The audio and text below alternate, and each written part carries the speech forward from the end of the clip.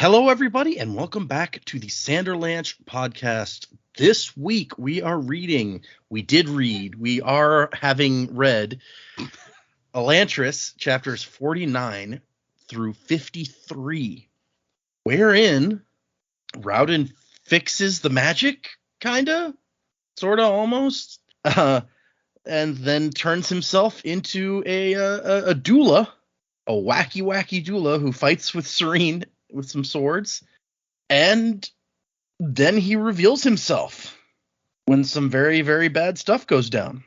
So I am Data, and with me is with us is the baby. That was perfect timing. With us is the child. Yep, sorry about that, everyone. It's Jamie and baby. Dak. How do I follow that? Actually? And Joe. Yeah, and Right, Joe. I'm here. There's no following that. Sorry, guys. No. Hang on to something, everyone. The Sanderlanche is about to begin. Feed the fire, set me free in this city of dreams. Push my mind into overload. Hack the wire, smash the gene in this city of dreams. We'll be immortal in the code. Mind into overload. So yeah, it's been a couple weeks, guys. Good to be back. Everyone's excited to get into the book again, I hope. Joe was pointing out in the break that in Serene's chapter in 53, Brandon just has to throw in a Raoden perspective, which we have seen at least once or twice before. But what you guys are going to notice as we get into part 3 is the perspective system, as stuff gets popping, starts to break down a little bit. And there may even be some perspectives from characters who are not our 3 perspective characters. Oh my god. Bum, bum, bum. Why are we doing that so close to the end? It's such a nice, predictable formula. Know what I'm in for. Oh man. Yeah, it's supposed But to also throw you. cool. You're like, oh my gosh, what's happening? Like, this is not what I'm used to. Oh my god, Bear is driving. How can that be? So what did you guys think of these 1, 2, 3, 4, 5 chapters that we read this week? I'm so glad you said 5 because I was like, I'm pretty sure it's 5 chapters. I read 5 chapters. Yeah, no, really liked it again. I'm glad we've got some things coming together. Joe's prediction previously about the earthquake panned out. Well done, Joe, to fix the AonDor. So that was really cool to see that. I guess to see us actually able to finally use some of the magic as well. I feel like I've got a better idea now of what they were trying to do, having seen some of it work. So I really liked that. I am so glad that finally, page 492, they realize that they've met each other. Well, Serene realizes that she's met her husband. That made me pretty happy. It took a very long time, but finally, it's out there. Yeah, some stuff went down. I remember I was thinking, when Ahan left the group meeting at the end, I was like, oh man, this guy's gonna be trouble. And then like the next page, it was like, wow, yep, there you go, he's trouble. Damn, I was hoping that was going to be a longer term thing, but no, it was really good. I've kind of forgotten about Raoden and his stuff going on.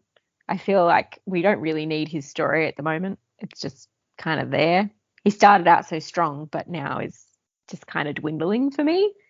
I'm far more invested in what's going on with Raoden and Serene, but I guess that's where all the interesting stuff is at the moment. They'll resolve that and maybe tie Raoden and now Dilaf back in, and Wern just doesn't seem to care about Telri. Like, yep, not making that guy a Gyorn, whatever. But yeah, really, really happy to see things starting to pick up the pace a little bit and keep going, and we're coming out of Elantris for Raoden, which is really cool. I think it's clever the way that they've been able to get him back out. Yeah, looking forward to digging back into these chapters probably later today. Yeah, that Raoden chapter is really like a bit odd and even maybe surreal, right? It's kind of like, okay, what's happening here? Yeah, and I was like, oh yeah, that's right. He sent Dilaf away, and now Dilaf is like, my plan is all coming together. Mwahaha. Okay, what's going on with you? So, I mean, obviously something's about to happen. I think we'll pick it up with a Raoden chapter anyway. But yeah, this is just kind of hanging around there. I don't really know what's waiting for us there. But we don't have much book left, and apparently there's a month till the deadline. So we'll see how we go. Yeah, like a lot going on here. I'm going to come straight out and admit it. It took me longer to work out who Kalu was than I'm really proud of. I figured it out by the end of the chapter, so I think that's the crucial thing, like his introductory chapter. But like my reaction when he showed up was effectively Jay at the end of Dogma. He's like gets up, sees Alanis Morissette, and it's like, who the fuck are you, lady? Like really angry, just like, come on, are we just introducing new people now? But yeah, no. Once I got over that was pretty good. Yeah, looking at Hrathen's chapter, like this is sort of strengthening my suspicion that, like, I think I threw out as a joke a while ago that Dilaf could be the something from Darkor.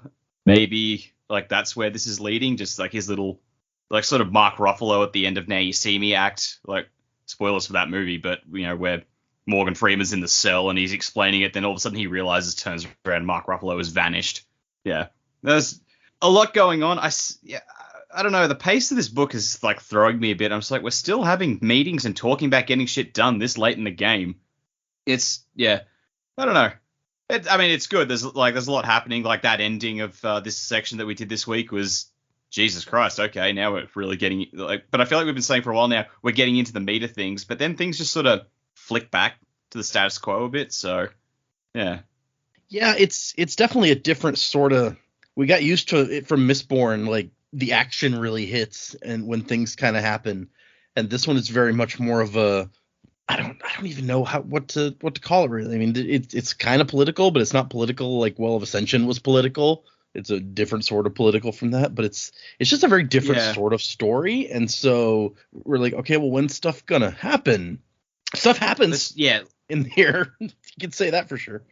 Oh yeah, but it's like every time I feel like, oh shit, this just happened, shit's about to get real, then it sort of just backflips and things go back to not quite how they were before, but almost, you know. Like, Hrathen gets thrown into Elantris. Oh, shit, where's this going to go? And he's out again. And, you know, people's like, oh, okay, hi. Then Serene gets thrown into Elantris, and he's like, oh, shit, where's this going? And she's out again, and they're still having meetings. Like, oh, okay. And, yeah, it's just like, there have been a few times in the book where I've just gone, I thought we were going to get a much more, like, explosive payoff than we actually did to this little plot thread. Like, again, not that this is a bad thing, but it's caught me off guard a bit.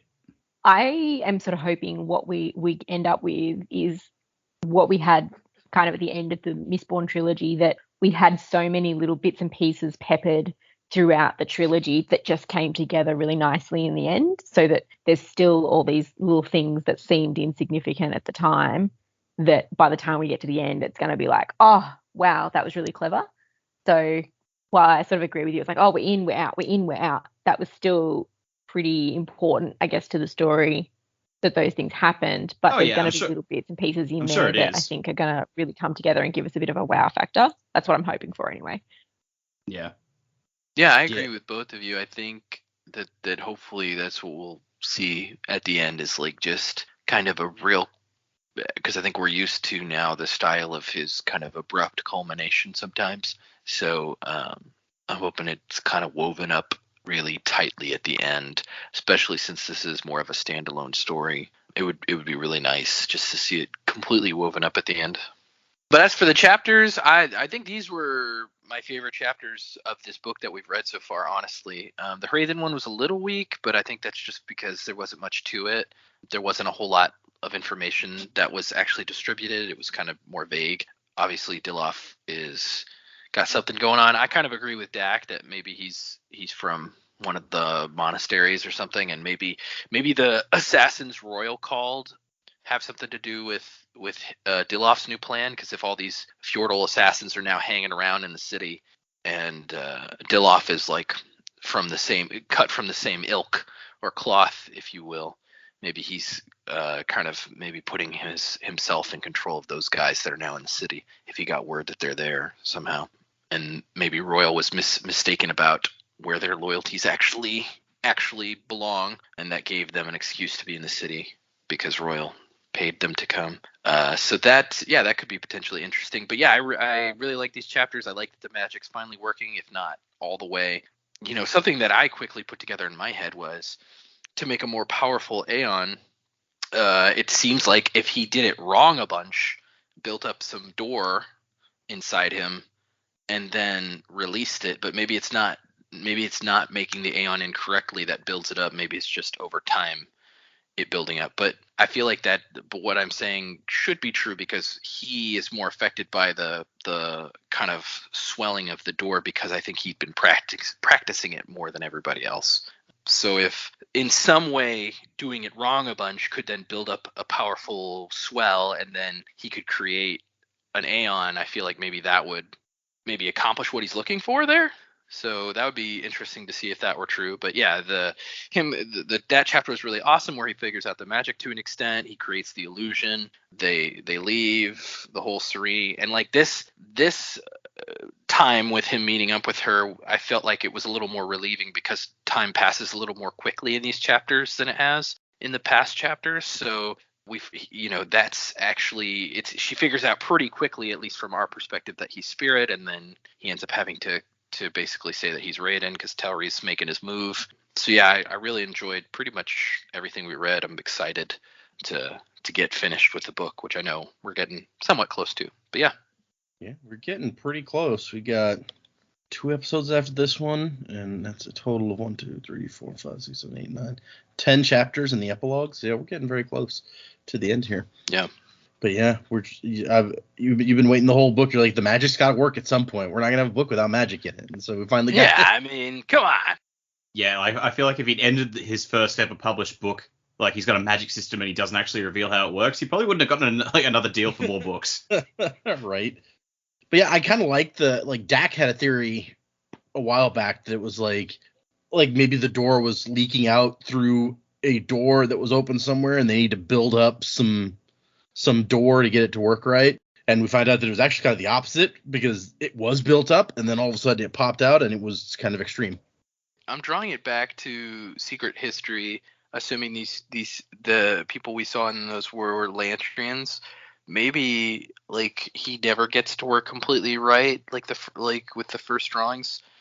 Because I think I remember in Secret History them mentioning it's going to take some time to do X, Y, Z. So maybe they meant like it's going to take some time to build up door to like get this thing to work. So I don't know. Maybe I'm misremembering that, but I feel like they said it's going to take some time we need more time or something like that. So maybe my thinking is right on that. Like they have to build up door to get their magic to work. Could be. Yeah, we still don't know if they can even use magic in their whatever realm, because we know that Kelsier couldn't use the mind realm, even when he swallowed some metal. But he was also dead, and we don't know if they're dead. I don't know that they're dead. They may just be traveling between the realms. Subspace highway. Yeah. Well, because we know like people did that, especially in Scadrial, because that was like a thing they said several times. Like, oh yeah, this is like you disrupted an entire like merchant system. Yep. Like intergalactic merchant system. So obviously people that are alive, because Sexy Drifter is obviously alive. And we met Chris and what's his name? Was Chris? Yeah, map guy. Yeah, and they're just like, you shouldn't be here. You dead. He's like, but you didn't know I'm awesome. He's like, I'm not good at doing what I'm supposed to do. Yeah. You know me. Nah, that ain't me. I guess let's get into these chapters. And for some reason, I almost started on chapter 53. That's not what we're supposed to be doing. Start at the beginning. A very good place to start.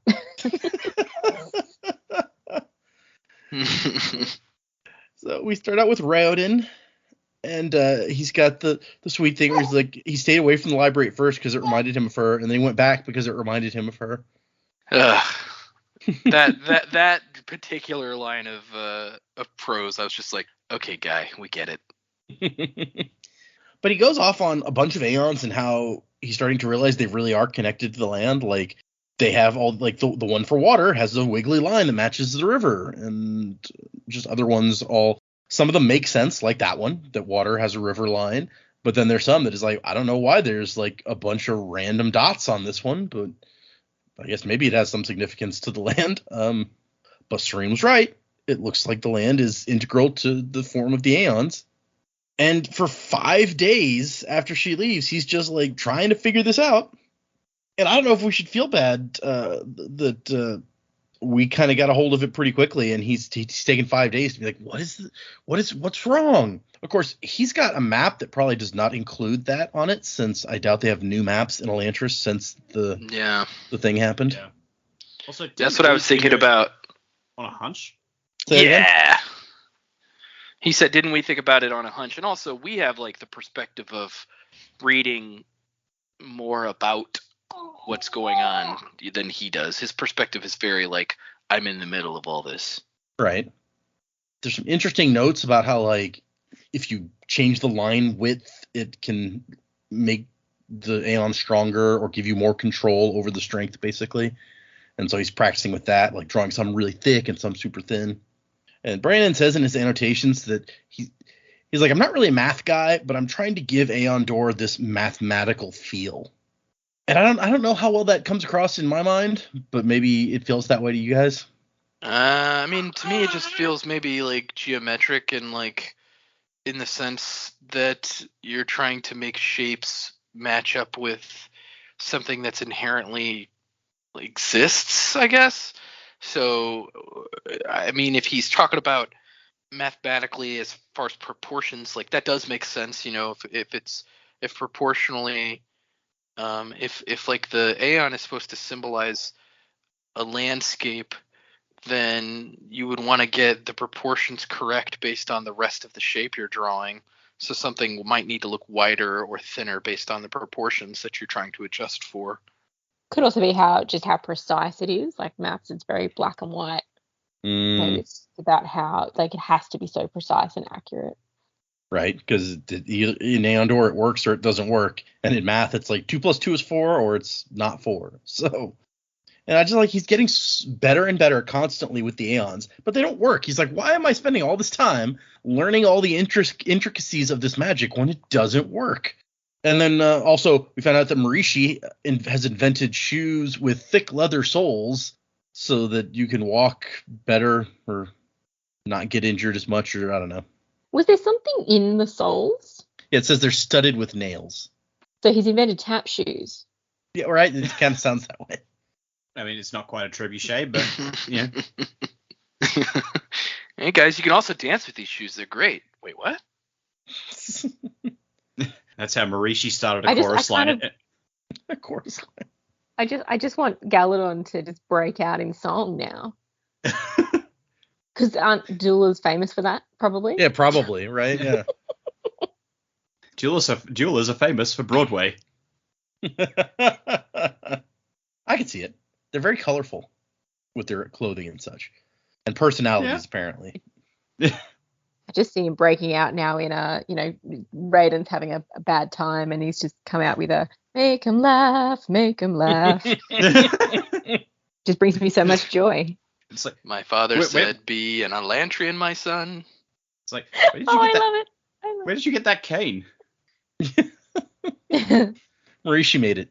He's good at that. My father said, be an Elantrian, my son, but be a sad one. He's in charge of Marishi's in charge of props for their production, and Sure. It's like, I thought you guys hated each other. Well, we did till we found out a shared love of show tunes. Yeah. We find out that Serene has been having Aish come and keep them apprised of the goings-on back in the city, and she's arranging for supply drops. Although there's some weird mysteriousness with whoever's delivering the drops, because Raoden is not allowed to see who it is, apparently.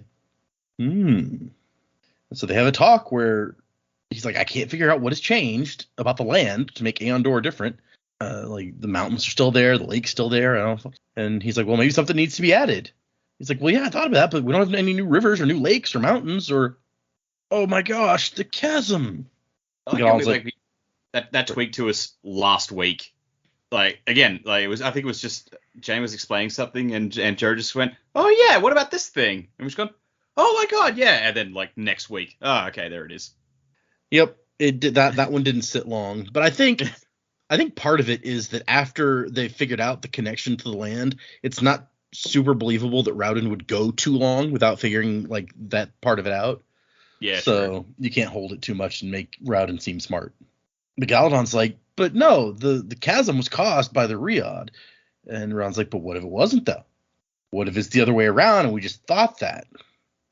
And so he tries to add a line about where the chasm would be. He's not. I mean, he's like maybe right about here, and it doesn't work. And Galadon's like, yeah, I guess that's it. And then Raoden's like, no, hold on. And he like draws this super complex Aeon again, and then he has to kind of feel for the right spot, and he does it. Adds this one line, and the door kind of explodes through him, bursting free instead of attacking him this time. And after it's over, and he had to use flame for some reason. Yeah. He's like your classic wizard in any D&D campaign. It's like, I cast Fireball. Doesn't matter what the situation And you're like, is. wait, Fireball. your friends are in the vicinity. Fireball. I don't care. You just lit everybody, all of your friends and yourself on fire. Why didn't you tell me that's what it was going to do? I did! Worth it. We were at the tavern. We were just trying to order drinks, and I was trying to get the bartender's attention. That reminds me of one time when my friend Data tried to throw acid in some lady's face, but then totally whiffed.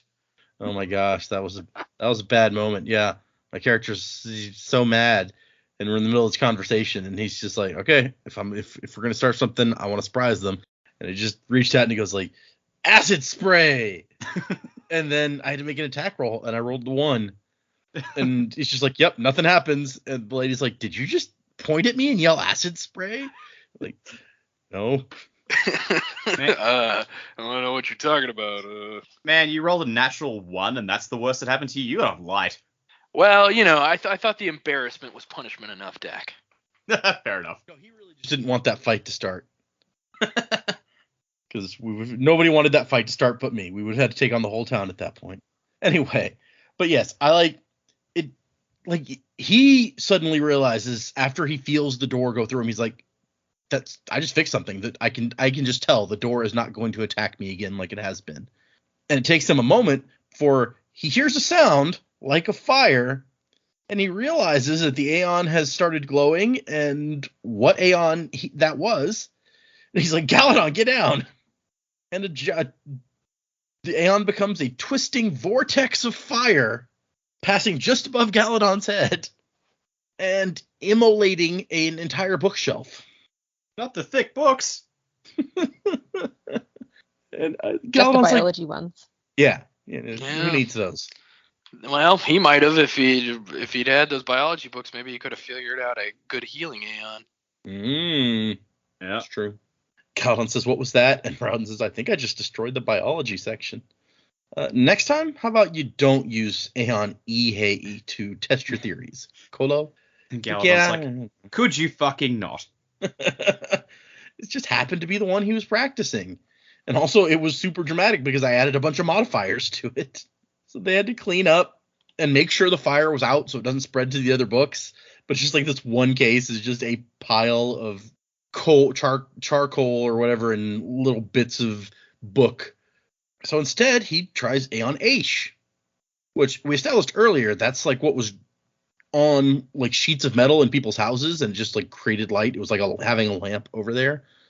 So he puts it up and it totally works. It makes light. It just hangs there in the air making light.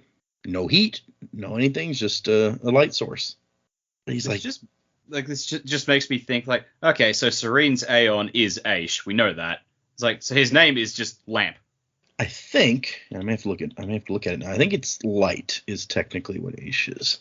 Yeah, but I just like the idea of Serene just like doing a Steve Carell impression and saying, I love Lamp. I love Lamp. So Aish means light or illumination. So his name's Light, huh? Does he have a death note? Manat. What's Raoden's Aeon's name or Seon's name? No, Ian. Ian, yeah, that's what it was. He's healing, isn't he? Ian means wisdom, but that's the meaning of the thing. Aeon Ian was used in AonDor as the basis for healing. Okay. So that's interesting. Aeon Ire, by the way, is time or age. Anyway, back to the book. And Galadon's excited. Like, you fixed it. AonDor works. Oh my gosh. And Raoden's like, yeah, this Aeon Aish isn't as bright as it's supposed to be. And Galadon's like, well, how would you even know, man? You never seen one work before. Like, but I read about him, and this one should be like way brighter. And so he tries another one, We also find out how do you get rid of an Aeon, because that's never been relevant before. He just reaches up and like taps it and it fades away. So he draws one with all of the power increasing modifiers he knows, and it ends up being a little bit brighter than the first one. He's like, this should be too bright for us to even look at. There's something still not working right. Galadon asks, well, is the chasm line wrong? And he's like, no, that's obviously most of the problem, because it works now. It's just not as powerful as it's supposed to be. So there must be something else happening. So as they experiment with some other Aeons, they realize that they cannot target their own bodies with anything. Not with the healing that he tries, not with anything. And that goes back to Raoden's theory that they're like half transformed. They're stuck in the middle of the transformation, so the Aeons can't detect that there's anything there to target. Galadon is horribly disappointed, because he's like, what is the point then? Like, all this shit that we've been through, and we still can't fix us. And Raoden's like, well, yeah, but we have magic now. Like, this is awesome. And they can't figure out why that first explosion was so powerful. Raoden even tried that same one again, and it says sputtered out barely enough fire to warm a cup of tea. Because the door had built up. Come on, man. It's basic mathematics. Yeah, he's like, maybe there's some sort of buildup, and I released it and drained that reservoir. And then he gets an idea. Like, wait a second. And he gets out a book, draws up an Aeon from the book, and all of a sudden he looks normal again. So here's my question. And of course we don't know the answer. So this is like just more of a question for the group. If the Aeons were at full strength, I wonder, would his illusion Aeon like make his illusion tangible? Because later she just kind of pushes through his face, you know? So I was just like curious, like, would that make his illusion tangible if his Aeon was like at full strength? This is a good question. I think in my brain it was always like this particular one just didn't need that much juice to work. But maybe you might be right. Yeah, it would be in some way more powerful, whether that's tangible or whether that's something else. I can't think of what else actually. Maybe you could like make a bigger illusion if it was more powerful. I don't know. But yeah, he creates an illusion that makes him look normal. He can't apply it to himself, but he can apply it to his clothes, which when he wears, he has an illusion on. And he's like, yeah, it only covers up my skin. It doesn't actually change anything. And Galadon's like, well, then what's the point? And Rod's like, the point is we can now leave Elantris looking like normal people. Which, yeah, kind of a big deal. And I like, as a note in the annotations for the next chapter, Brandon's like, so in order for Kalu to appear in this chapter, Raoden and Galadon really had to do some serious moving. Because you have to realize Raoden's is the first in the triad. So this is the same day. It's like Serene's chapter is the same day as what we just saw. So he's like, I imagine they made the discovery early in the morning, and then Raoden was so eager to get out of the city and find out what was happening. They put on new faces, snuck out, went to the market to buy some costumes, and then basically went straight to Royal's house. Looking for Royal. They were pretty confident that worked, weren't they? Right? He did not expect to find Serene there, obviously, but, He also points out that, in case you've forgotten, he did build in earlier in the book that Raoden had AonDor teach him how to fight to annoy his father. So yes, we get to Serene, and she's talking to Aish. He's like, yeah, I left a message with Master Galadon, then I went to check on the king. And she's like, okay, what's going on with the king? It's like, he's hanging out, lounging around. His largest current complaint is that there aren't enough young women left on the palace staff, which they were being ritually sacrificed. So, yeah. On one level, that's super gross. On another level, that's fucked up, man. Yeah. It's like, where are all the young ladies? The previous king killed them. Huh. Well, we need more. Yeah, get some more of those. They don't have to worry about that anymore, probably. And the staff are just like, are you going to kill them? No. No, of course not. Wink. I mean, unless you think eating them is killing them. Is that? Oh God. Do you think that's the same? Or tell Ray the cannibal? So I've got this nice bottle of Chianti employment. Here. So. We don't have really good employee satisfaction at the moment, so hiring people is really difficult. Your approval rating is at an all-time low among the staff as well. Why? Does it count as staff turnover if they die? I mean, guess. yes. It's a form of turnover. It's not a great form of turnover to have. Yeah. It's like, yeah, it looks like I would say 80% of your turnover is due to death. Which, your predecessor inflicted. Yep. Yeah, See? death or mysterious disappearance, which could probably be attributed to death. Yep. And Serene's just like, oh god, we've exchanged one idiot for another. How did he even get rich enough to be a duke? And Aisha's like, oh, actually, he didn't. His brother actually did the work, and he just inherited all that money. Someone else who did turn over upon death. Mm. I'm just assuming he killed the brother.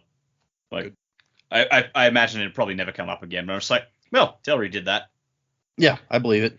Raoden is visiting the king daily now, but everyone's like, why doesn't he just convert? Like, why is he waiting? We know. But everyone else is like, man, what's going on here?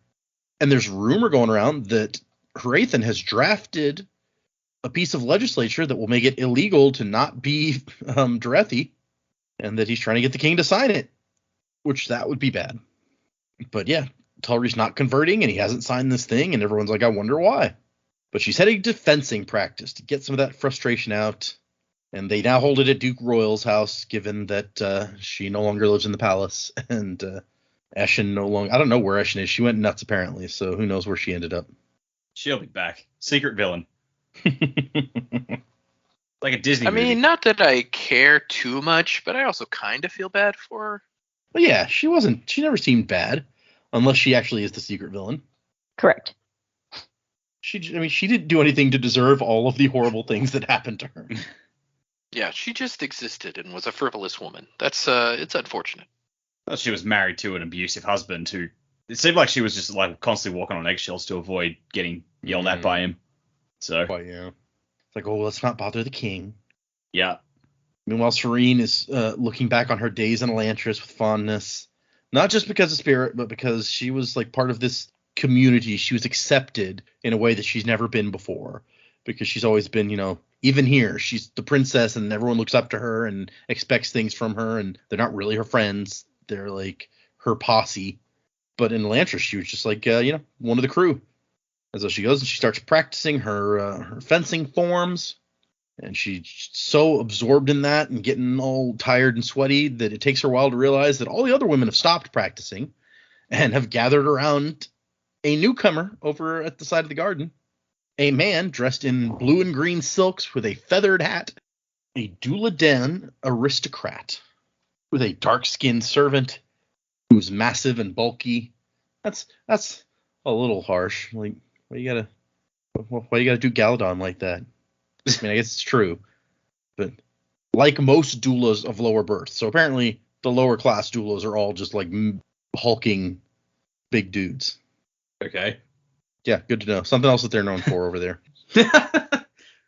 And she's like, what's going on? And Aisha's like, oh, that's Kalu. He just arrived a few minutes ago. Apparently one of the few Republicans to escape the massacre, and he's been hiding out in southern Arelon. And Kalu does this over the top, like, oh, you must be Princess Serene. They say you're the most fair woman in all of Opalon. And she's like, yeah, right. Although he does make her blush a little bit. And she's like, oh, I hate men that can do that. I hate men who compliment me. But yeah, he's really playing the doula stereotype hard. And Brandon says in his annotations, like, since the beginning of the book, I've been wanting to show a real doula because Galadon is such a quote unquote bad doula. And so I was pleased to finally have the opportunity of working Kalu into the plot, because you've been hearing about doulas for this whole book from other people, but now you get to meet one, or at least someone pretending to be one. And then in parentheses it says, I hope I'm not giving anything away by letting you know that Kalu is really Raoden. It wasn't supposed to be a surprise. So yes, he's over the top, flamboyant, just all sorts of crazy. Oh wow, like Galadon is just going, oh my god, why are you doing this? We couldn't pick any other nationality for you to pose as. No, you're gonna pose as one of mine and make a complete ass out of yourself. Great. Well, and I like the way it describes when Royal shows up. It's like, apparently the old man finally realized his property had been invaded by a roving doula. And Kalu's instantly like bowing and praising the Duke. It's like how honored he is to meet such a venerable man. And Serene's over on the side like, I don't like him. And Aisha's like, well, yeah, you never get along very well with Duladin aristocrats. And she's like, I don't know. He seems pretty messed up. There's something wrong here. He didn't even have an accent. And Aisha's like, well, I mean, a lot of them didn't have accents. Like, I've met a bunch with not even the slightest accent. And finally, she puts her finger on it. She's like, this guy is too stereotypic doula aristocrat. Like, he represents everything that they're supposed to be. Foolishly haughty, overdressed, overmannered, completely indifferent when it came to just about everything. See, once again, stuff that doulas are known for. It's their aristocrats are overmannered, overdressed, and indifferent to everything, which maybe explains how they all ended up dead. I feel like we need a checklist of all the things doulas Right? are known for, and just check them off as we go. It's like, do any of these contradict each other? Like, I feel like doulas are just known for fucking everything. Well, yeah, and like in the very next paragraph, it's like he's telling the story of his escape, and he's like, oh yeah, doulas don't just talk with their mouths; they use their entire body as part of the storytelling. Here's another thing that these people are known for. That they do. Yeah. Yep. I like to think like, the feudal empire strolled in and they're just like, hey, they're invading. How do you feel about it? I'm indifferent. Yeah, whatever. I'm sure it'll work itself out. If I do not survive, tell my wife hello. Hello. Yeah. They're invading. Please spare me your life story. Your neutralness, it's a beige alert. Serene, I don't remember the second or third time that she's done this, but her solution is, hey, you want to fight? And he's like, I don't know if I really want to fight. And she's like, no, you're going to fight, and throws a sword at him. Let's fight! I've been pissed off all day. I need to hit something. You just volunteered. It was like this. I remember Eondel, at least. She did this exact same thing, too. And I think someone before Eondel, where it's just like, defend yourself. Jumps into the fight. Should have done this with Iodon. Yeah. It probably would not have worked. He'd just be like, what am I supposed to do with this? Swords Men don't hold losers. swords. Yeah, exactly. And so he tries to be like, oh, well, I don't really want to. I'm hardly dressed for this. And she's like, well, we'll make it a quick bout then. And she just comes at him. And he's like, all right, let's do it. And they have a little fight. Not only does she come at him, she like uses a more dangerous weapon, not even like a practice weapon. And then she's just like, yeah, I'm gonna cut this guy. Like, Yep. That's I think she might be kind of insane. Well, she apparently, like, she thought that she was catching him. Like, I'm gonna call his bluff right here. He's not really a doula, and so he'll never fight. She's like, if I'd known that he was actually gonna fight, then I wouldn't have chosen the dangerous blades. But too late now. She's having a rough time.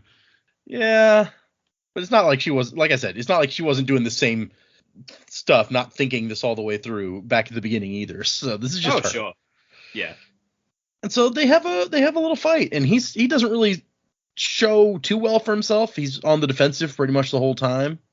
And she thinks if he is really one of them, he's like one of their less good fencers. Like, usually 3 out of 4 of these people can beat me when I fought them before. So I like that she's met enough of them and fought enough of them that she has a good sampling of like, I know she was, her father's chief ambassador or whatever to a lot of places, but it's like, really, you went to Duladel and was just like, hey, let's fight. Okay, maybe I believe Serene did that. Yeah, okay. Aish did say she never got on with Duladel aristocrats, so maybe she has fought quite a lot of them. Maybe that's why she had to leave Duladel. They kicked her out.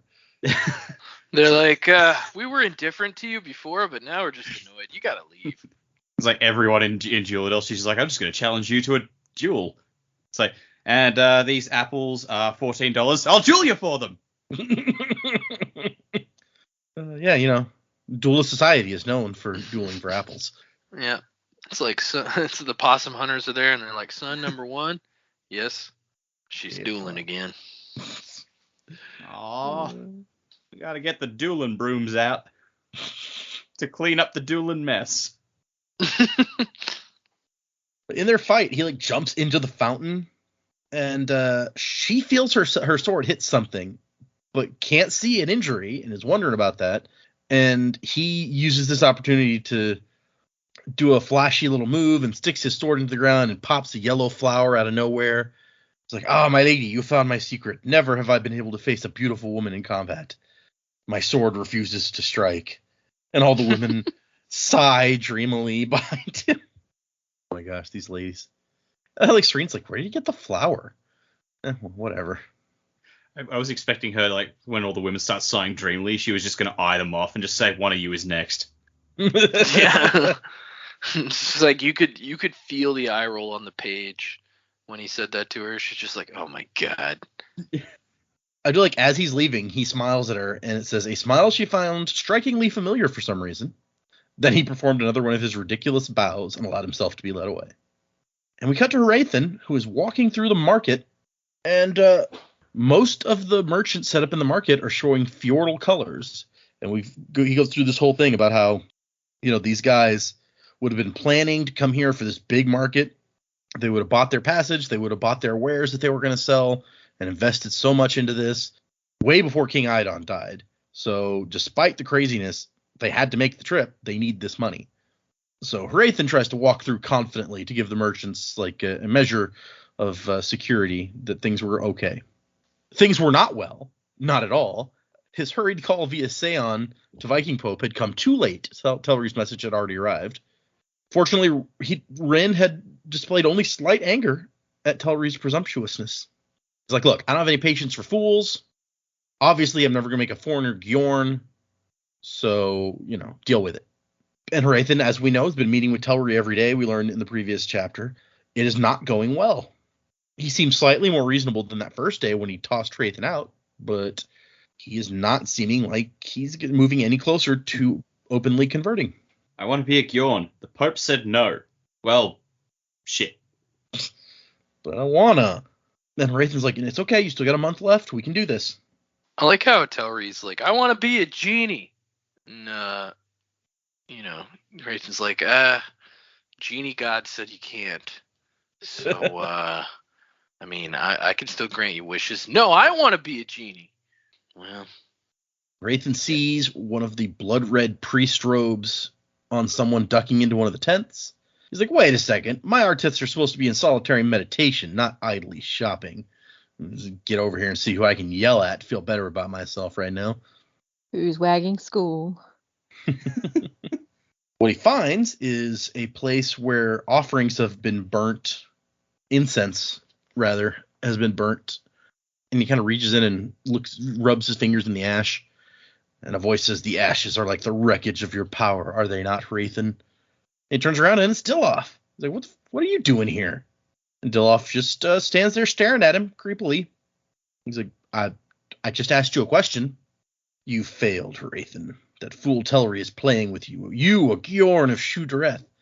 Men do not make demands of the Fjordal Empire, Raoden. They should not. He's like, what do you even... Shut up. Not even your business. Dilloff's like, you were close, I admit, but your foolishness cost you the victory. I don't even know what Raoden could have done to make this work the way it was supposed to do, but apparently it was his foolishness, according to Dilloff, that screwed things up. And Dilloff's like, it's slipped away, hasn't it, Raoden? My victory is so sweet in the face of your failure. And Raoden's like, what victory? You haven't achieved any. Dilloff? And Dilloff just leaves. He's like, Dilloff, what victory, Dilloff?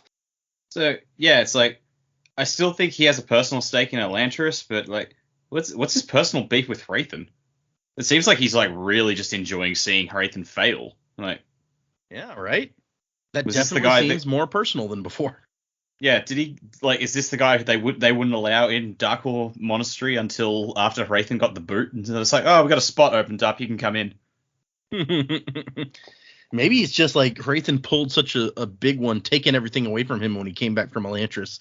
Maybe he's now, like, relishing that he's turning things around somehow. But we cut to Raoden going, ow, as Galadon is sewing closed a cut in his cheek. And Galadon's like, stop whining. Kurata's better at this. Well, wait till we get back to Elantris then.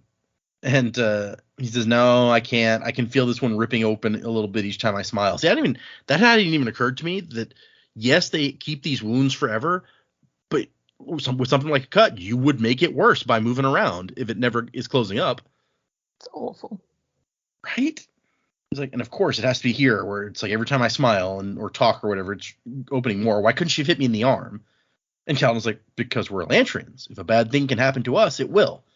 And he's like, you were lucky you could even fight with that body of yours, because you got to remember their bodies are kind of not, their muscle tone fades. He's like, yeah, it was not easy. That's why I had to end it so quickly. And they have a discussion about, like, so am I a convincing doula? Because they didn't have time to practice this with how fast they had to do this whole thing. Y'all's like, well, I wouldn't have believed you, but they seem to. We really had another choice. Because only so many countries speak Aonic, so he can't pretend to be an Aeroline noble, because these are all Aeroline nobles. They would know whether that was true. Can't pretend to be from Teod, because Serene would know. So if he wanted to speak Aonic, that left Duladel. He tried to imitate, so they did practice a little bit, I guess, because he tried to imitate Galadon's accent, and it said even his pronunciation of a simple word such as Kolo had sent Galadon into gales of laughter. So instead, he gets to play an aristocrat, and he's like, Raoden had met many of them, and all replicating their personality required was a sense of flamboyance and a nonchalant attitude. And he's like, I'm pretty sure Serene is suspicious, and Galadon's like, well, yeah, she's more paranoid than most people. Angry young woman. And he wants to tell her, but she refuses to be alone with him and wouldn't even read the letter that he sent her. She returned it unopened. So when later on, when she's like, why didn't you tell me? I'm like, well, he tried. Why were you being a jackass? How about that? Yeah, sure. This identity he wants to like give to her. And Brandon says in the annotations, he's like, okay, so I admit that we're pushing the bounds of probability a little bit here with Raoden's persona and Serene not figuring it out and him not telling her, because that's pretty much the main reason he would have left Elantris, is to see her. So it doesn't make sense that he would purposefully try to fool her. So I had to add in this stuff that was like, she didn't want to be alone with him. She refused his letter. Maybe that's all a little unplausible too, but because I can't see Serene avoiding anything that smells of politics. But also she's way more impetuous than other political characters I've used. So she could send away Kalu's letter because of a mood, or simply because she thought he was trying to taunt her. But my favorite part is he says, the saddest part about Kalu, I think, is that he's not a real character. And I had so much fun writing him that when I was done, I wish that I had a real full character to play with. And all the characterization gets undermined by the fact that it's just Raoden playing a part. Well, I mean, how hard would it have been to just include this sort of character in the group of conspirators from the start of the book? I mean, you got the Jindo guy already. That's true. There's a plausible reason, like the Kalu identity passes muster to the characters because there's a plausible reason for him to exist. So there could have easily been one in the group. That's true. Yeah. I can see them think of that. Yeah, I get that to an extent. Although the way that it comes out from Royal later, it sounds like his character is actually kind of implausible, because he asks, like, well, how many other Republicans have come up since the fall of Duladel? He's like, none, 0. You are the only one. Yeah. Yeah. So, but he's come here, and apparently everyone has accepted him pretty easily. But what he really wants is to get invited into one of these secret meetings. He's like, if I want to do any good for Erlon, I got to get into that group. And if you could tell Serene who he was, that would probably be easy. But she's not listening, so he's got to figure out how to get invited. And so he puts back on his illusion, and he's like, the magnificent Kalu returns. And Galen's like, please, not in private. I come close enough to strangling you in public. Ah, what a life. Loved by all women, envied by every man. Oh, man. I like Kalu also, so it's kind of disappointing that we don't get more of him. But what a name, too. It's like he's the great Kazoo. It's just like, it's such a name. Mr. Kalu. I was reminded of Baloo the bear from the Jungle Book. Sure, yeah. Yeah, and it's like, oh, and now Phil Hartman's here. He also has a very relaxed attitude, so. Yep. He's just going to start singing the bare necessities. The Dueler necessities? Yeah. The Dueler, yeah, I like it. Someone write that. And, you just need your... Try not to get killed by Disney lawyers. I was trying to think of what the Dueler necessities would be, but it's all like relaxing and being optimistic and... Being good at everything. What? Did you say Phil Hartman? Did Phil Hartman play Baloo one time? In the Disney movie, I thought he did. Really? No, I don't know. I don't know about that, Dick. I'm not trying to call you out, but I'm just curious now because I'm confused. Well, let's find out. Disney's Jungle Book, 1967. Oh, that's probably too early. Never mind. Yeah, I was about to say Phil Hartman would have been pretty. You might be thinking of Phil Harris. That's who played Baloo. Oh, that. Yep. Okay, that'll be it. He wants the bare necessities. I thought you might have been talking about the live action one, and I was like, dude, he's way dead. Yeah, that was way after. Well, Yeah. I was No, that thinking was- like Blue that was- doesn't that was Bill sound That was like Bill Paul Murray, Hartman. right? Yeah, Bill Murray. Yeah, Phil, close enough. Good try. Good save. Yeah, right. Royal shows up. He's like, hey, and Raoden's just like, yeah, I trust your day has been as fine as mine. And he's like, can I come in? Well, yeah, I mean, it's your house after all. We are so unspeakably indebted to your kindness that I shall never manage to repay you. Oh my god, I hate this personality so much. But apparently they brought some solid gold lamp mounts from Elantris, and Royal sold them for him. He's like, yeah, you should I love be lamp. able to live comfortably for several years off of that money. Excellent. We shall immediately seek another place of residence. And Royal's like, no, stay. It's fine. I got this big house, and I'm all by myself. All right, then we'll stay as long as you shall suffer us. With a characteristic Duladin lack of decorum. See, they're also known for lack of decorum. It was said Yeah, that there you go. the moment you What are they invited not the Dula known to for? stay, you would never get rid of him or his family. I guess the opposite of all those things. So decorum. Well, it's like apparently Galadon is the embodiment of everything a Duladil is not, so he's just a grouchy, polite motherfucker. Well, and earlier it said that they were over-mannered. So I don't know, that's almost a contradiction, it seems like. Yeah. Well, I mean, he was I'm gonna pretty polite write. about it. I'm Yeah. gonna write a book about Duladel or Duladin, and I'm gonna say it, Duladin, the people of the walking contradiction. He's like, where did you get a dozen lamp mounts of solid gold? And he's like, oh, they were family heirlooms. I pried them off our mansion walls even as the people burned it down. And Roy's like, man, that must have been bad. He's like, yeah, no, it was terrible. But I have a new country now and new friends, and you guys will be my family. So it's great. It's like, word, you're cold, dog. And he's like, yeah, it was bad, but hey, I'm here now, yay! Oh, my girlfriend left me. Oh, my mom died. I got the van, though. Yeah, my dad died. Got the van, though. His mom got deported. And Oh, his that's dad died. And so, but Royal's kind of trying to feel him out about, he's like, hey, all that stuff that happened back there, stuff like that may just be starting here. And he's like, oh, these troubled times, where can I find simple peace? And Royal's like, well, sometimes you got to make your own peace, citizen. And it's like, I hope I don't injure you by pointing out that others see you as rather frivolous. And Rowan's like, well, yeah, I hope so. I should hate to think I've been playing the fool for nothing. And so he says, how did you manage to escape Duladel? It's like, I can't tell you that. There's people who would suffer dearly if their part in my escape was known. Yeah, if And I this is told you where that, he- I'd have to kill you. Yeah. This is where he's like, do you know how many other refugees came up to the border? And he's like, I'm afraid not. I was a little busy at the time to be counting them. It's like, not a one. You are the only one that I know of that escaped. I hear the Republicans were too shocked to even think of escaping. He says, yeah, my people are slow to act. In this case, our lax manner proved our downfall. The revolution rolled over us while we were still discussing what to have for dinner. Which, ouch. Yeah, I mean, and he's not actually a duelist, so that's kind of harsh. Yeah. And it's like, this is something he couldn't get from coaching from Galadon, because Galadon didn't know about this. Right? Galadon wasn't there. And Galadon is in the room while he's saying this stuff, too. Yeah, he's totally like just bullshitting his way and insulting Galadon's people right in front of him without having any actual knowledge if that's what happened. Yeah. But Royal has decided to invite him. He's like, hey, you know where the Merchant Keen's house is? Meet there at sunset.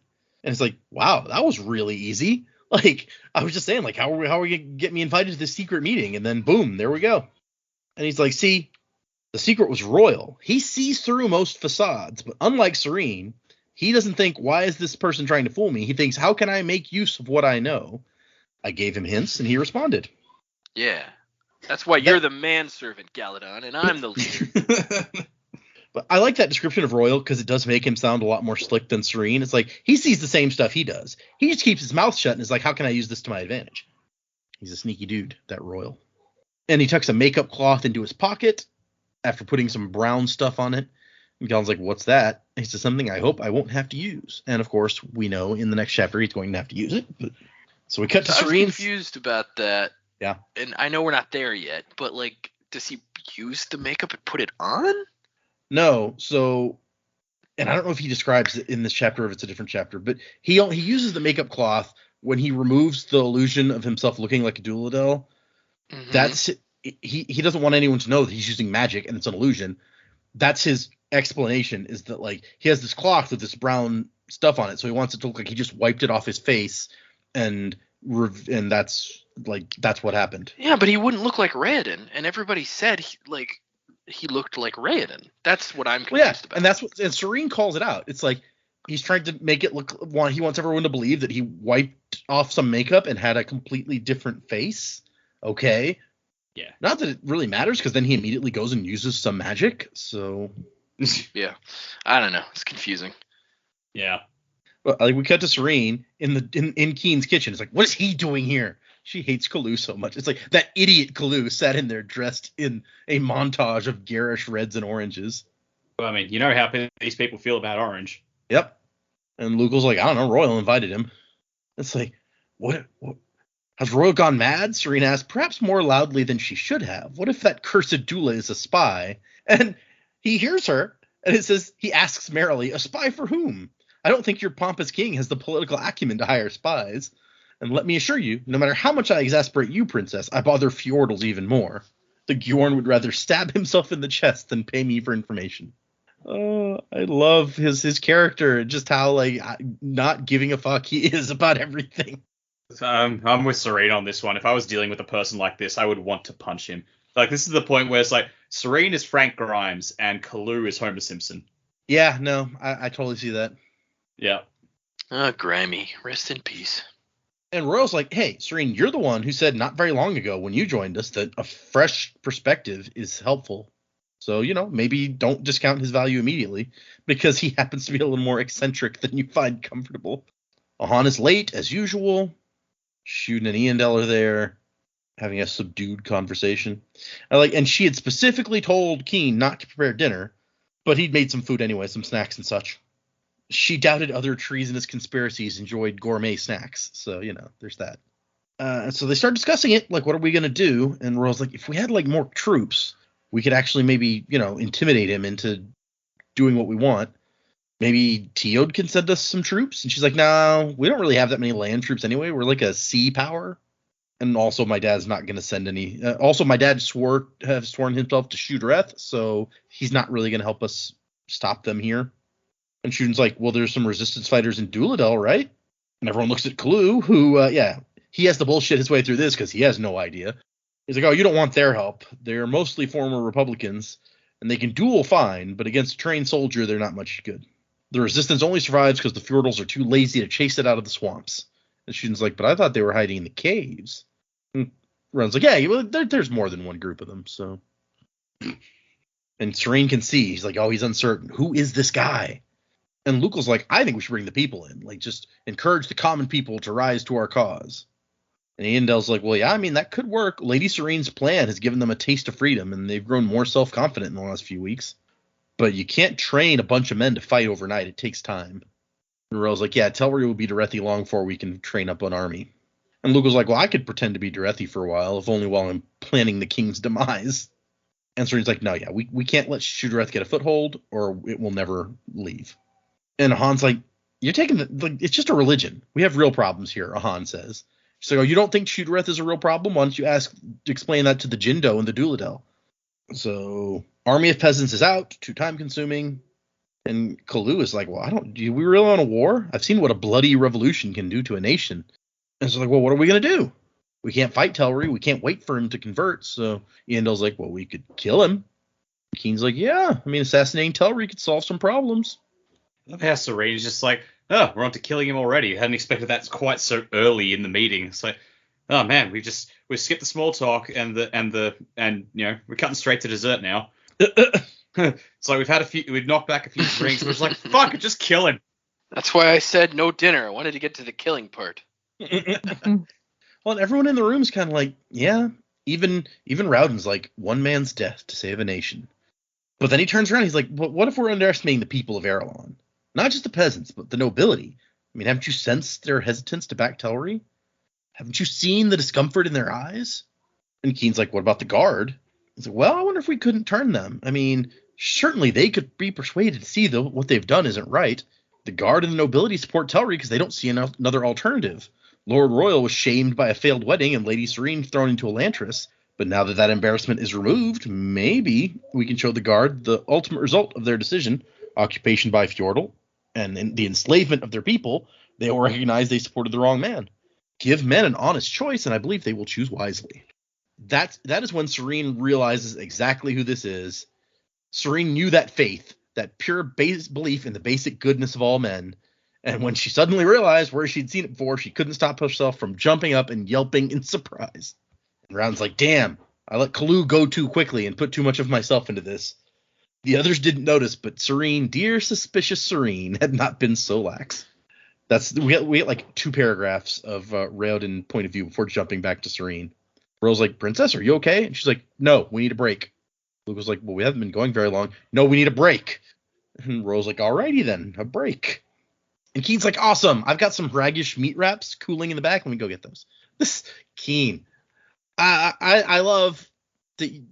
If you're going to have a conspiracy, this is a guy that you want on your side. He's smart, and he cooks delicious food. There's just no way to beat that.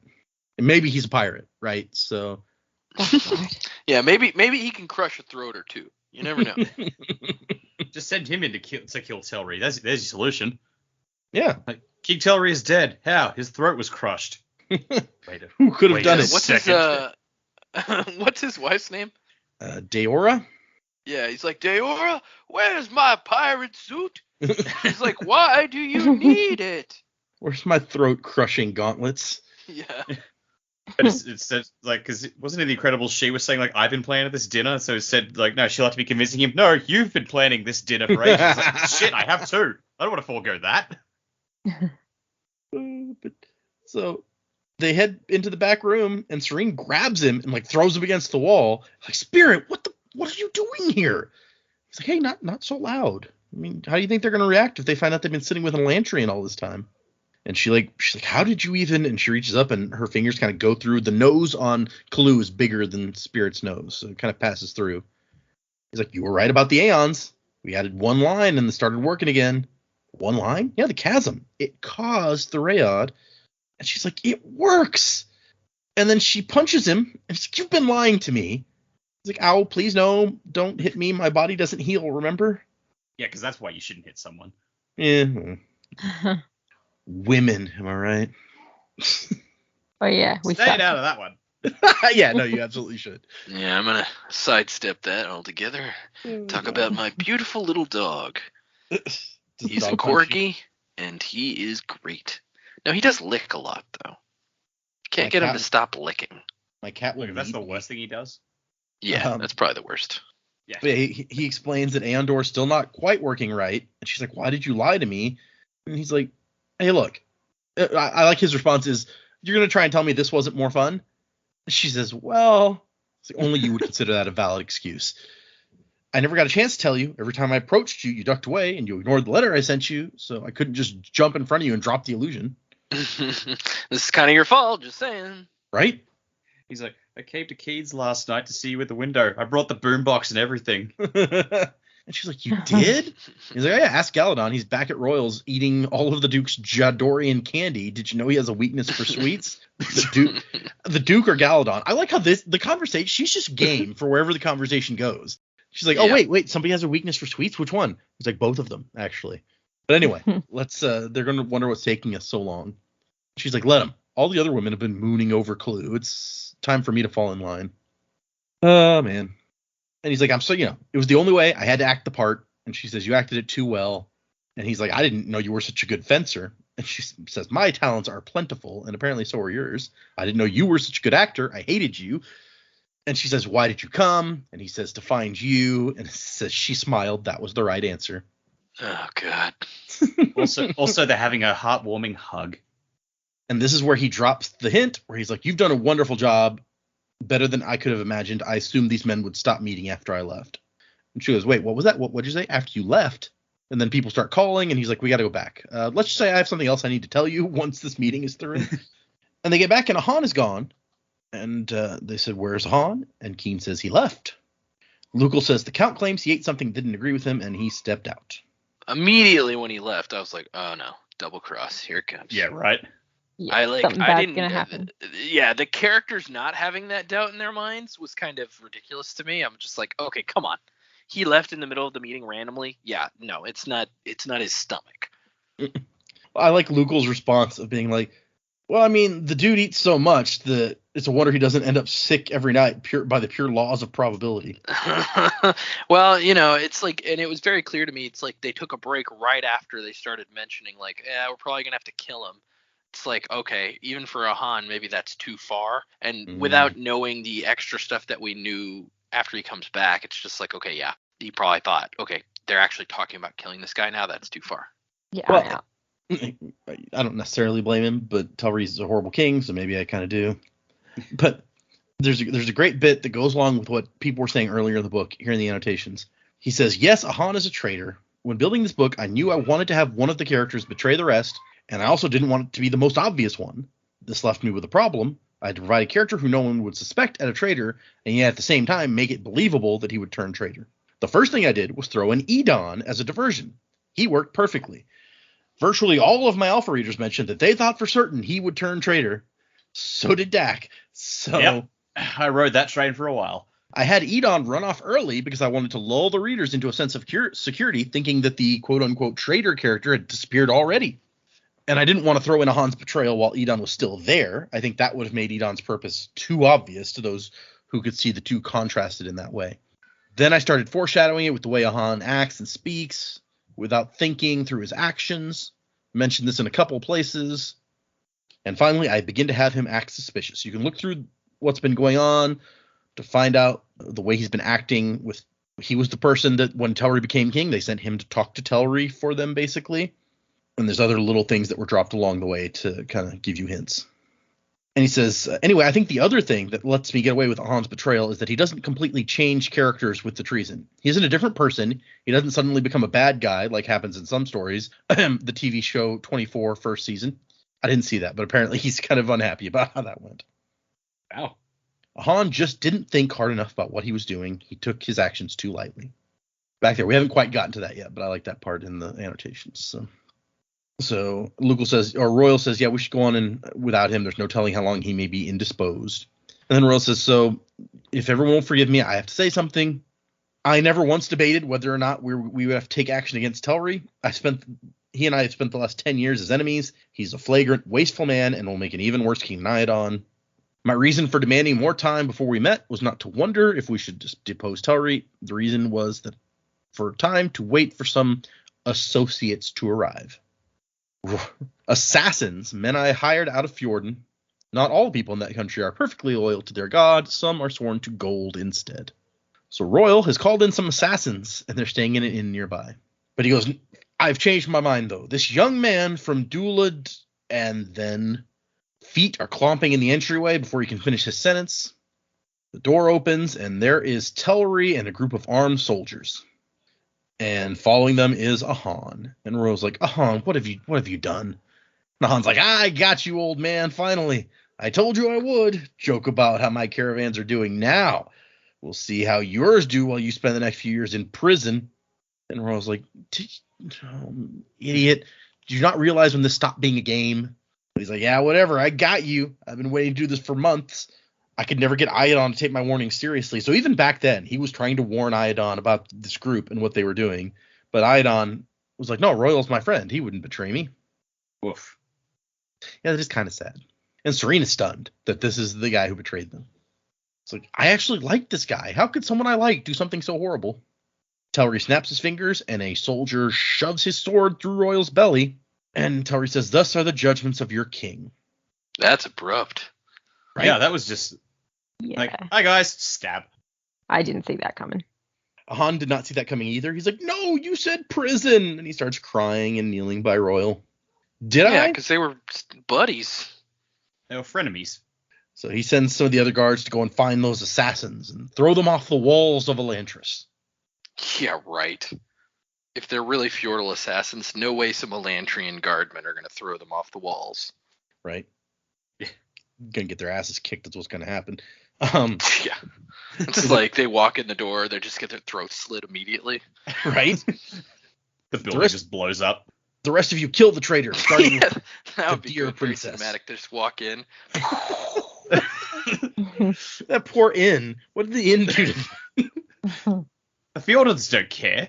Yeah. Tragedy struck today as 60 innocent bystanders were killed in what appears to be a feudal assassination plot. Oh, man. Yeah, so he orders them to kill everybody else, and Shuden and Indel are, no, don't kill the princess. And that's when a voice calls out, interesting you should mention usurpers, Duke Telria. I was under the impression the throne belonged to Iadon's family. And everyone turns, and there is Prince Raoden. Serene says her eyes found Spirit, or at least someone wearing Spirit's clothing. Toss a rag on the table, and she could see brown stains on it, as if he wanted everyone to believe he'd simply wiped away the makeup to reveal a completely different face. And Telri's like, Prince Raoden, no, you died! You should have also had Marishi make him like a prosthetic nose or something, so he could just toss that aside as well. I like how Telri kind of like reiterates. It's like, no, they told me you died. Like I know you're dead. They couldn't have lied about that. You're dead.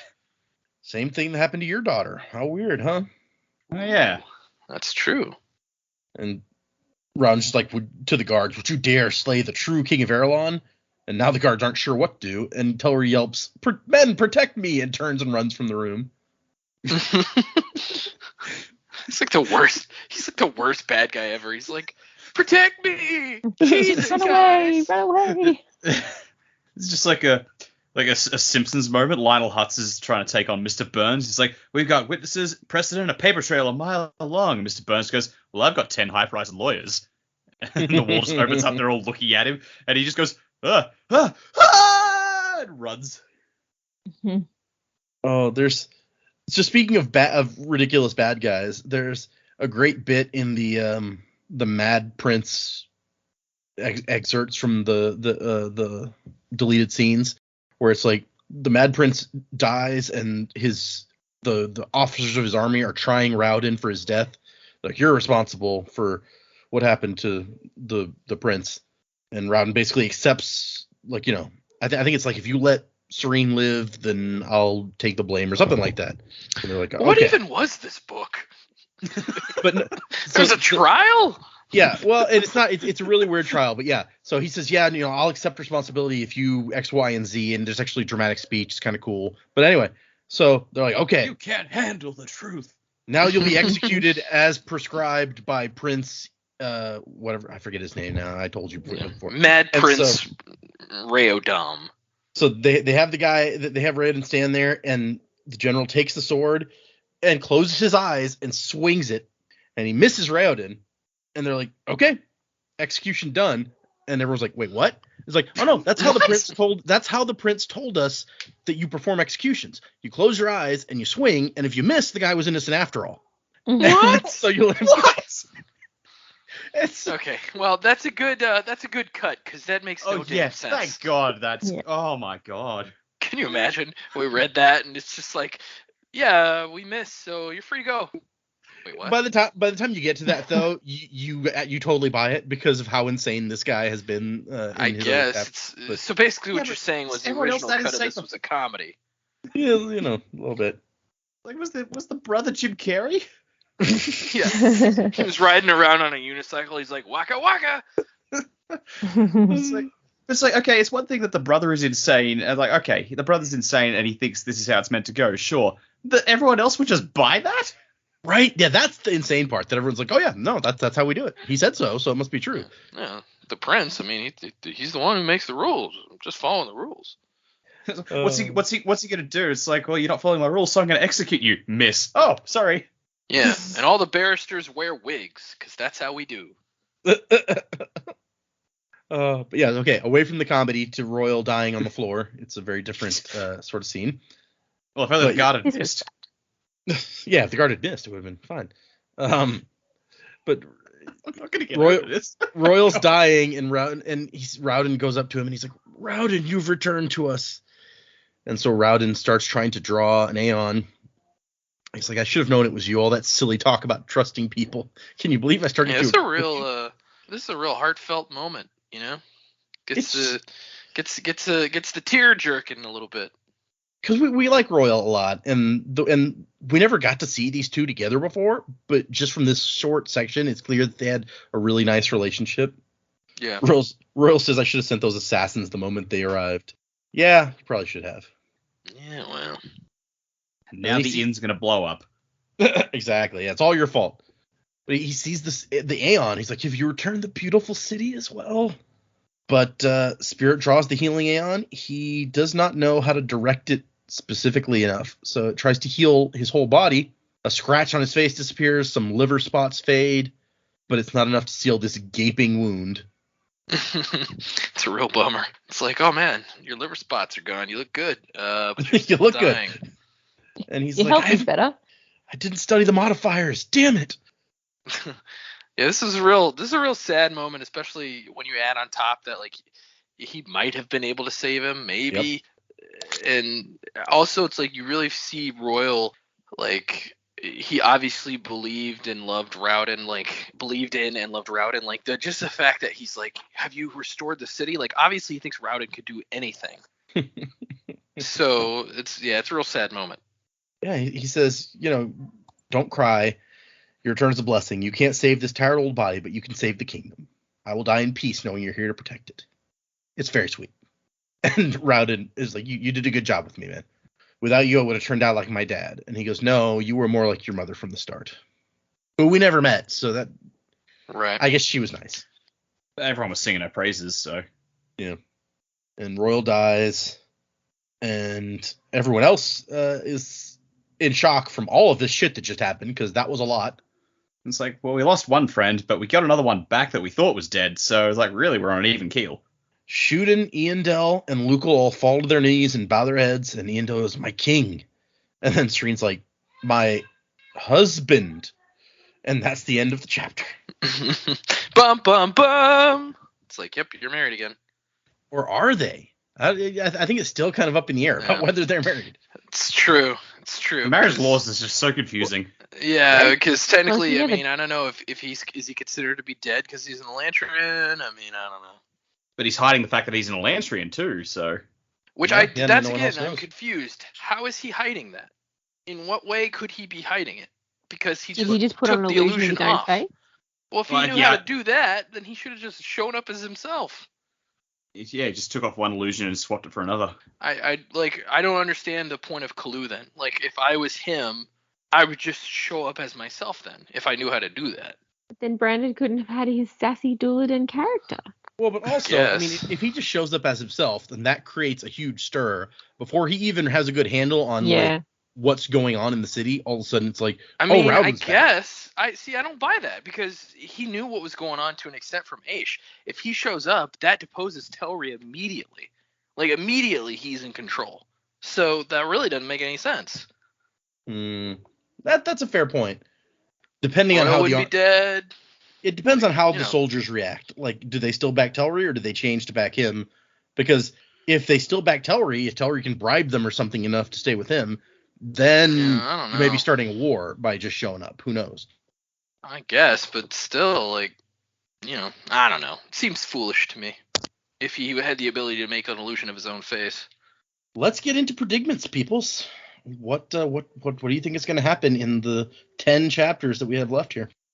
Ooh, I think there's still something to do with the patterns in the Aeons that he's drawing, because he's made comment about, there's these random spots and other things that don't quite line up. So I think there's something there to, unlocking the rest of the door or something. I did think, and I think maybe it was in my predictions last time, I did think that they were possibly going to be able to heal the city and, Serene and Raoden would end up together. But we had that whole bit about the well, not the well, wrong book, puddle of water up on the hill. Yeah, where they go. Yeah, the lake thing. The lake. Yeah. Thank you. Sorry, baby brain. Maybe that will still come into play. I was thinking that maybe Raoden would have to, be put in the lake. Maybe he won't make it out of the book. Serene would still rule Arelon, and he has to die to unlock the rest of the door, maybe to restore.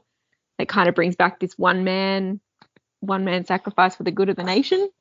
So I think I'm starting to think maybe things like that might come to fruition.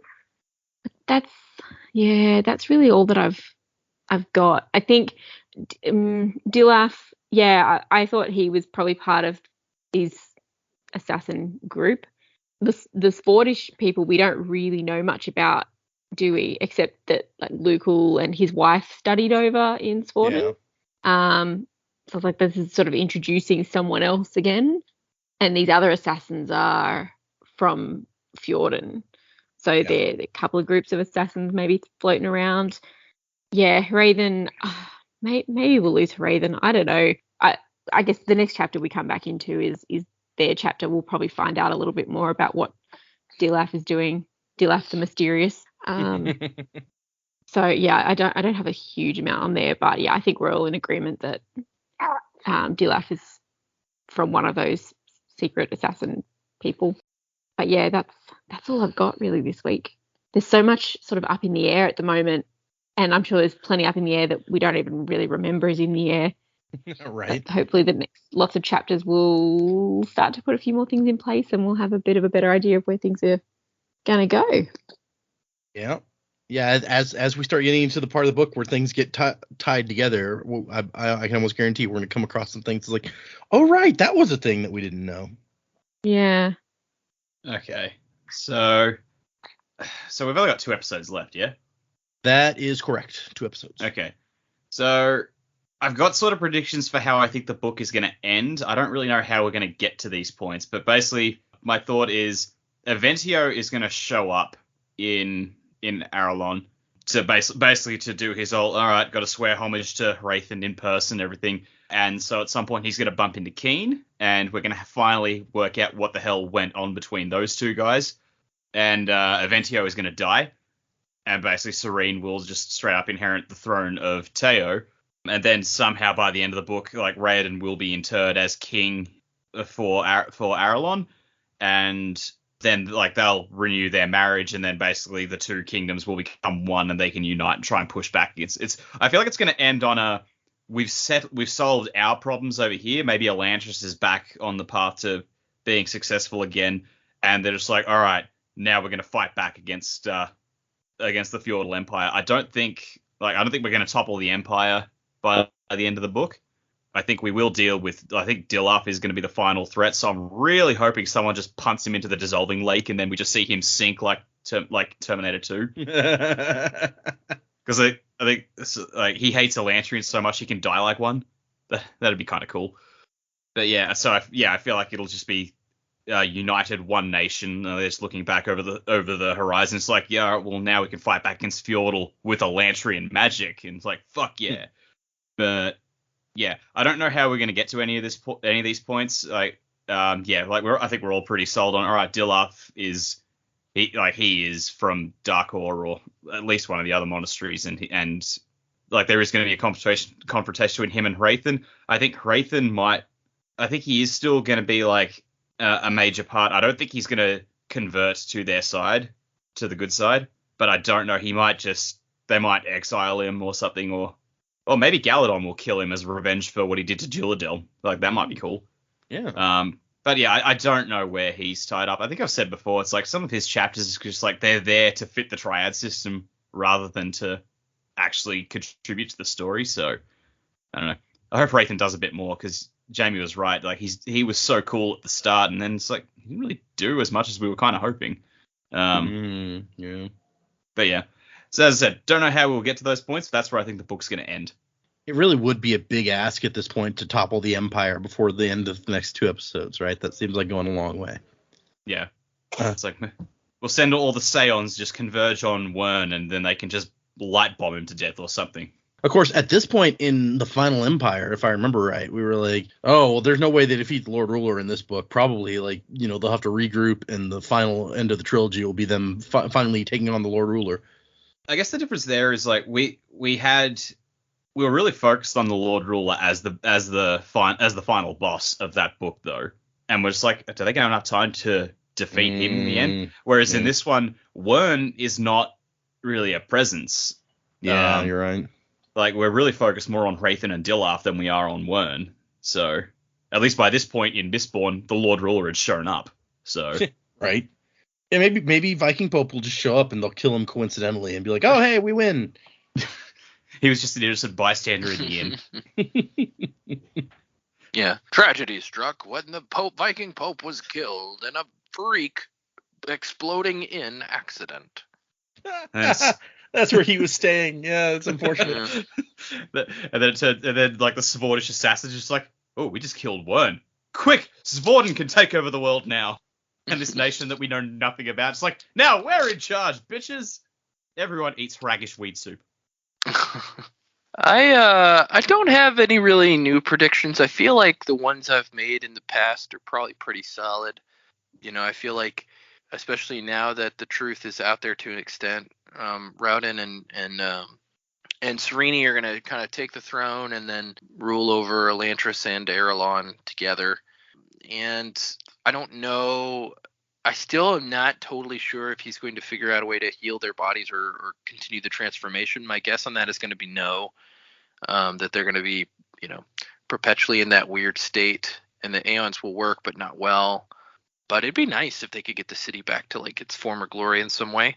But I don't know. I don't know exactly how that's accomplished. So that is pretty much my main prediction. I don't know if Wern's going to come into it. I think it'd be more interesting if he did, but I really don't know. As far as Dilof's concerned, yeah, I hope he meets like a horrible end. But I feel like at this point, if he is gone or has a horrible end, then Hrathen kind of has to go too, unless Hrathen has a sudden like change of heart somehow and just decides to leave behind the feudal faith like completely. So yeah, that's pretty much all I have. I don't have a lot of extra to add, although I really like these chapters. I don't know that they gave me a lot more information to kind of come up with what we're going to see at the end here. So Yeah, no, I get that.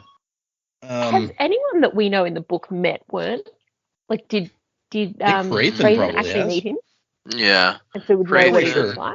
Yeah, and if Dilof is who we think he might be, maybe Dilof has as well.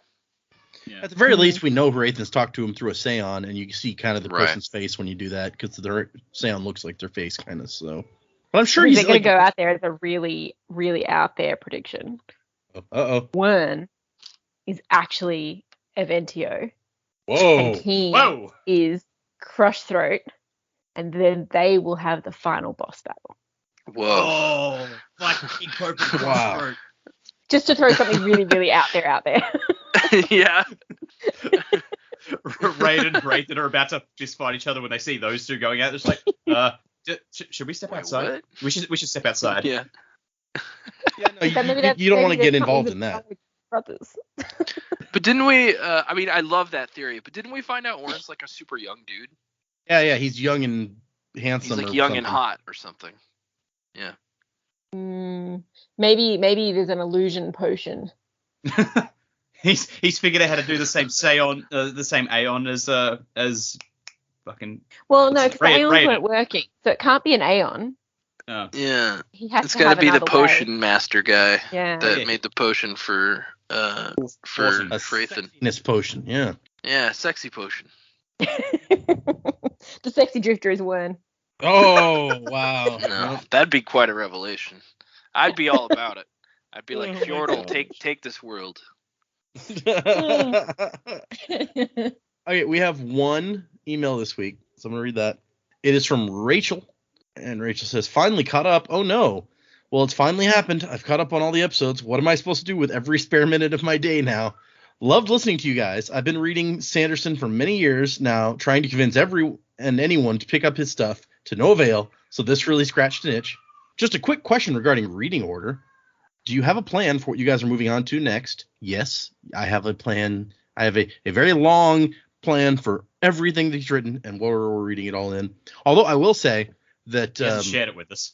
no, yeah, they don't even know exactly the order, which makes sense because they don't even know what all the books are because they don't know much about Sanderson.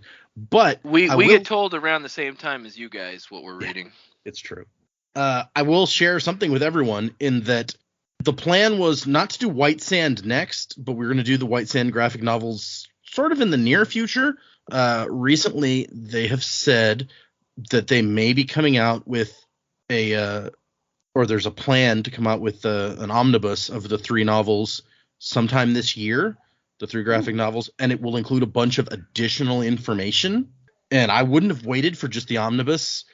even though I'm having trouble finding physical copies to purchase. But the fact that it will also have that extra information makes me think that maybe we will push that back some to wait and see if this comes out, because that will be easier to find and we'll have additional information that we will get to read. So that may get pushed back a little bit, which just means that we'll probably end up returning to Scadrial sooner than I had otherwise planned. So there's new information for everybody about the reading order and some changes.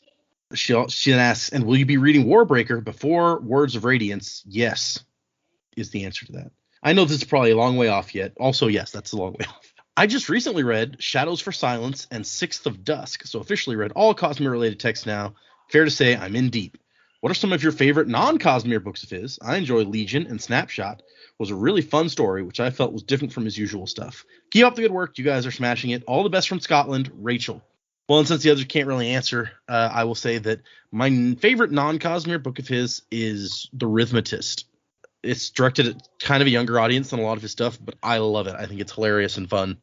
The only bad thing about that book is that the ending cries out for a sequel, and it's been many years and no sequel has come, so that part's sad. Thank you, Rachel. If anyone else would like to send us an email, the email address is thesanderlanche@gmail.com. You could find us on Twitter or Facebook, or we are up to date on YouTube. All of the episodes, except for obviously this one, because we're just now recording it. All the other episodes are up on YouTube now, so that is 100% up to date. Find us in all places. Yeah, right. I had some extra time on my hands and managed to get it all done. For next time, we are reading 7 more chapters: 54, 55, 56, 57, 58, 59, and 60. So that will leave us with only 3 chapters and an epilogue for the episode after that. So we're recording this one and that next one back to back. So for you guys, read those 7 chapters for tomorrow. For everyone else, next week, 7 new chapters. That will be the bulk of what's left in this book. Damn. Yep. So we are almost. Exciting. I love this point. Yeah, this is when things really start getting nuts. Yeah, technically. I woke up this morning. Sorry, go ahead. Go ahead, Jamie. I was going to say, I woke up this morning and I was going to say, I said to Dak, we finished the book this week? And Dak was like, no, not yet. Well, that's what I was about to say. You don't read Technically, ahead. you could finish it this week, because then right after we record the podcast tomorrow, you could just finish it. Yep. Exactly. Sure. I'm so excited.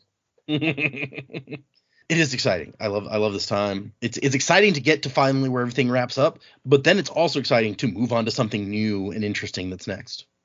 So, music by Miracle of Sound, and Wuzzing to the Time of Next. Colo? Get up, get out in the city.